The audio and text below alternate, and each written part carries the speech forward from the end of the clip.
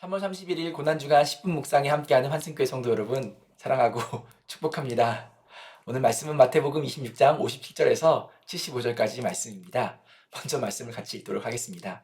예수를 잡은 자들이 그를 끌고 대제사장 가야바에게로 가니 거기 서기관과 장로들이 모여있더라.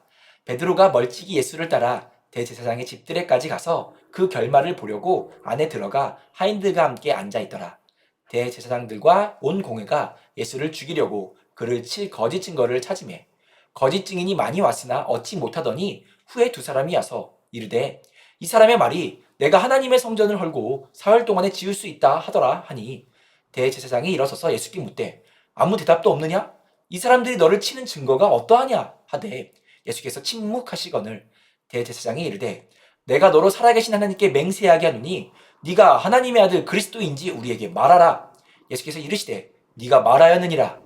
그러나 내가 너희에게 이르노니 이후에 인자가 권능의 우편에 앉아 있는 것과 하늘 구름을 타고 오는 것을 너희가 보리라 하시니 이에 대제사장이 자기 옷을 찢으며 이르되 그가 신성모독하는 말을 하였으니 어찌 더 증인을 요구하리요. 보라 너희가 지금 이 신성모독하는 말을 들었도다. 너희 생각은 어떠하냐? 대답하여 이르되 그는 사형에 해당하니라 하고 이에 예수의 얼굴에 침 뱉으며 주먹으로 치고 어떤 사람은 손바닥으로 때리며 이르되 그리스도야 우리에게 선지자 노릇을 하라. 너를 친 자가 누구냐 하더라.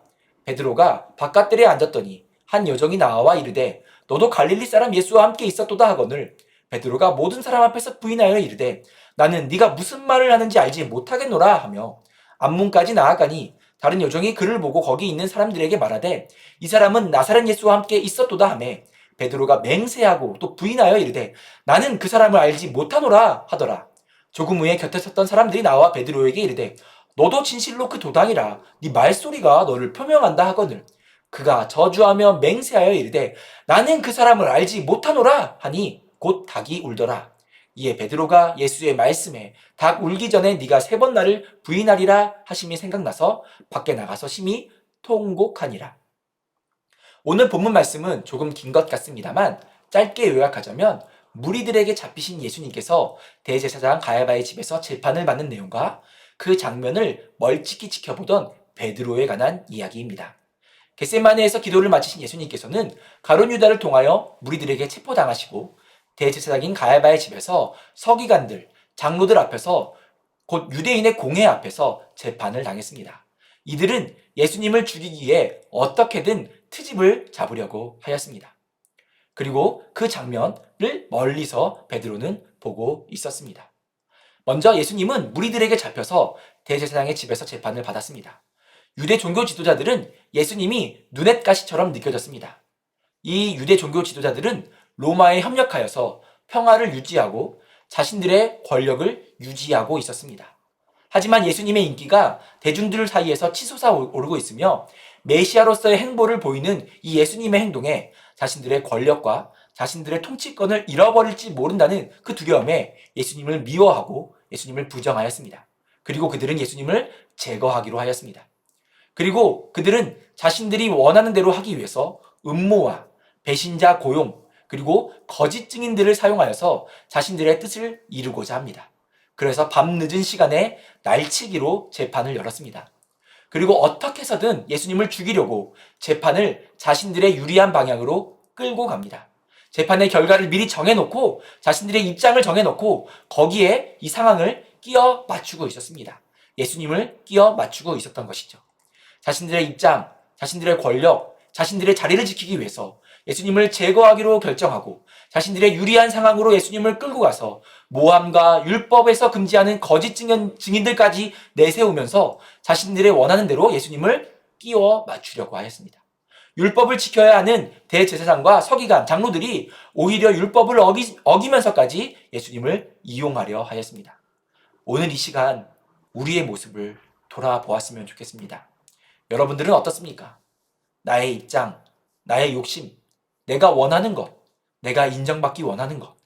그래서 나도 모르게 하나님의 말씀을, 예수님을 슬쩍 이용하려 하고 있지는 않습니까? 우리 주님을 내가 하고 싶은 것에, 내가 원하는 것에 끼워 맞추려고 하고 있지는 않습니까? 그러나 예수님은 그 앞에서 침묵하십니다. 아무 반응도 하지 않으십니다. 예수님께서는 그들의 속셈을 모르시지 않습니다. 우리 주님께서는 우리의 욕심과 우리의 마음을 모르시지 않습니다. 그러기에 예수님은 그 앞에 침묵하십니다.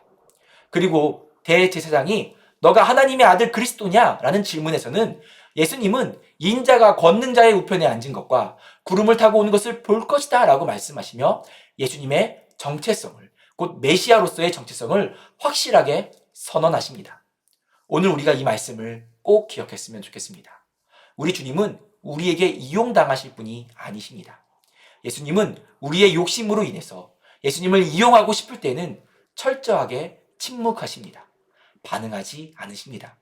그리고 반대로 예수님은 예수님의 정체성을 나타내실 때에는 확실하십니다. 단언하십니다. 우리 주 예수님은 살아계신 하나님의 아들이며 그리스도이십니다. 우리는 예수님을 이용할 수 없습니다. 우리 주님은 우리에게 이용당하실 분도 아닙니다. 반대로 우리는 예수님을 주님으로 모시고 그분 앞에 순복하여야 합니다.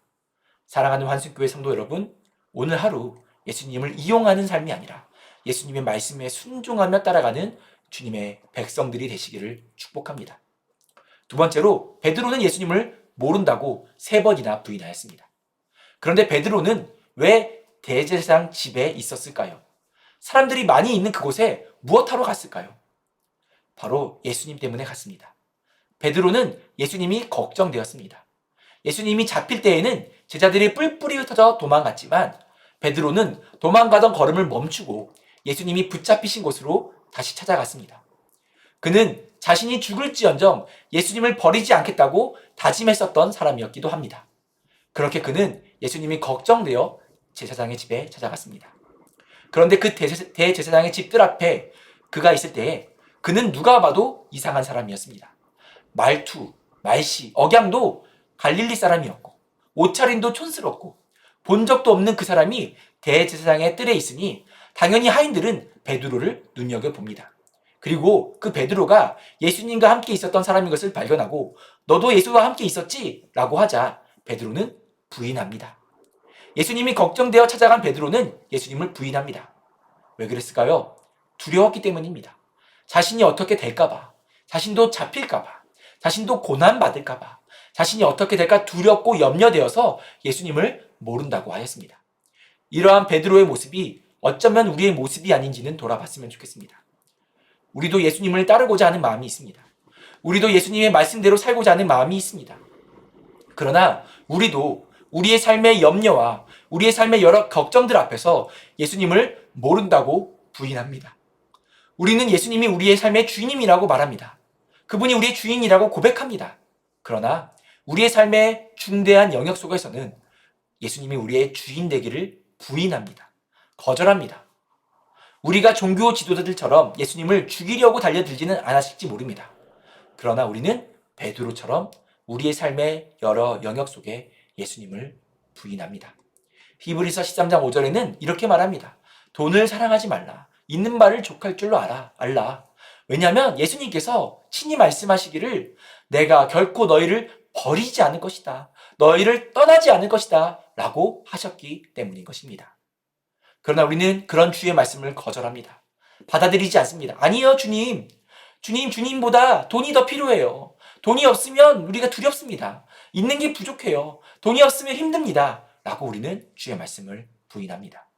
빌립보서 말씀엔 예수님께서 우리에게 은혜를 주신 것은 우리도 그 예수님을 위하여 고난받게 하려 하심이라고 말씀하십니다. 그러나 우리는 고난받기를 부인합니다. 싫어합니다. 당연하죠. 누가 고난받는 게 좋겠습니까? 그러나 싫어도 고난을 받아야 할 때가 있다는 것입니다. 그러나 우리는 그것을 거절합니다. 주님 싫어요. 안 받을래요. 왜 나한테 이러십니까? 그렇게 우리는 우리의 삶에 예수님이 주인이신 것을 부정합니다. 요한일서 3장에는 그가 예수님이 우리를 위하여 목숨을 버리신 것은 우리가 형제를 위하여 목숨을 버리셨다라고 말씀하십니다. 형제들을 위하여 섬기며 그들을 위해 목숨을 버리는 것이 마땅하다고 하시는데 아니요, 우리는 주님 그렇지 않습니다. 내가 대접받고 싶습니다. 내가 나를 먼저 챙기고 싶습니다. 라고 우리는 주님을 거절합니다. 우리의 삶에 예수님을 주인으로 인정하기를 거부하는 우리의 모습. 오늘 베드로의 모습이 단지 베드로의 모습만이 아닐지 모르겠습니다. 사랑하는 환수교회 성도 여러분, 유대 종교 지도자들은 자신의 욕심을 위해 예수님을 이용하려고 했습니다. 베드로는 자신의 두려움과 연약함, 힘들고 부족한 그 고난 앞에서 예수님을 부인했습니다. 어떤 모습이든지 간에 오늘 이 말씀을 통하여서 우리의 연약한 모습을 발견하고 주 앞에 나아서 십자가의 보혈로 정결하게 되고 다시 주님과 동행하시는 귀한 삶이 되어지기를 축복합니다.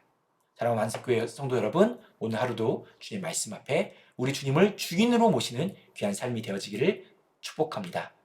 사랑합니다.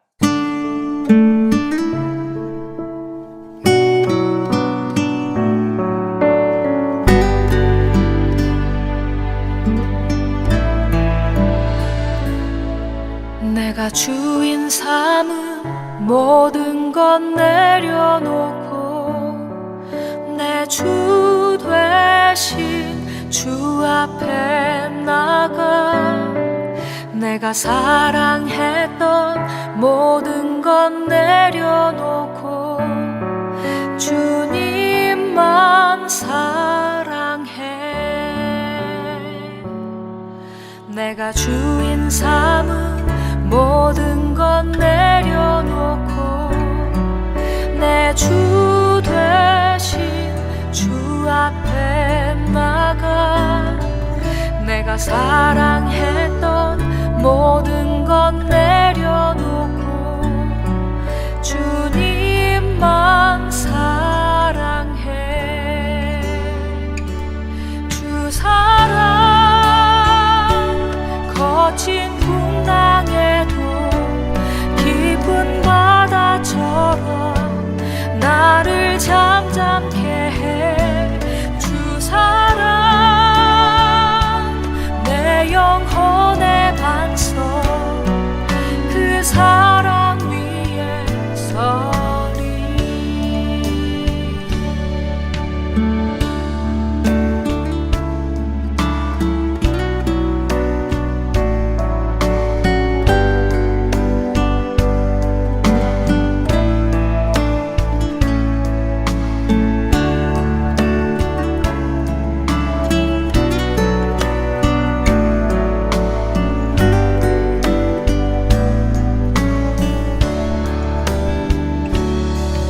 내가 주인 삼은 모든 것 내려놓고 내 주 되신 주 앞에 나가 내가 사랑했던 모든 것 내려놓고 주님만 사랑해.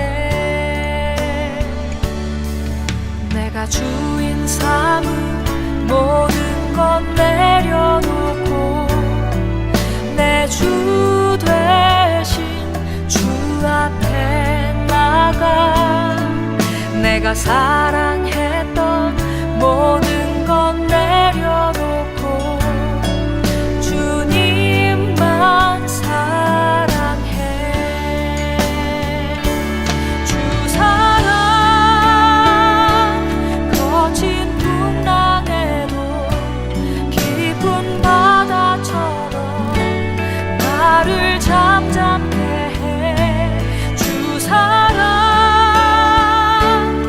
내 영혼의 반석 그 사랑 위에 서리. 주 사랑 거친 풍랑에도 깊은 바다처럼 나를 잠잠케 해. 주 사랑